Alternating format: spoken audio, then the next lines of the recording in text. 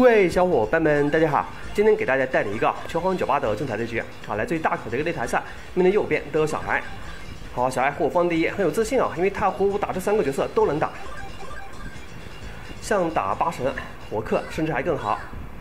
结果大口是不想让草地精来跟对面对上，因此选用了八神，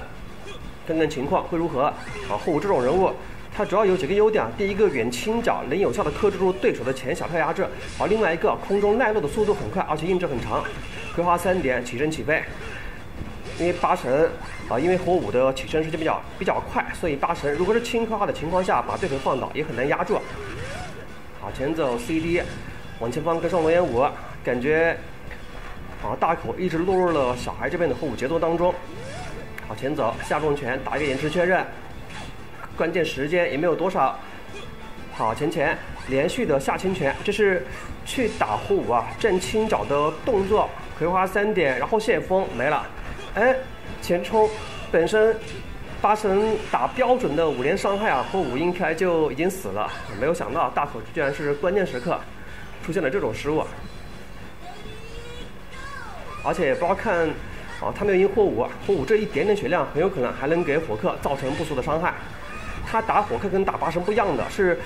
可以用耐落来打火克，出下重拳这个动作，然后下 C 跟上招必杀忍风，官将他有空投的关系，所以克里斯是不敢随意乱跳，跳停逆向2点跟上升龙，这是比2点之后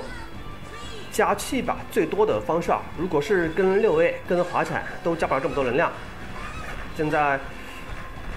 小孩阿尔法八神。克里斯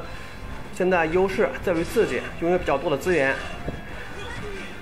前冲拼波八神2气以后，很有可能会采取刚 CD 的方式把克里斯弹开这个位置，就尽量不让克里斯近身。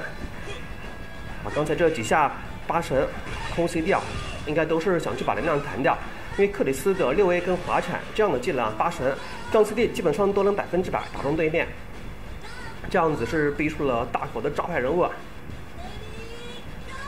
看草地精，上来，八神这个对空的超杀没有准，出招时间慢了一点点，落地抢上 C 头。现在看起来可能要打发波，AP 八神的战术，后扩防狼地波，结果八神前这一下是撞到了跳前脚的判定上面。双方的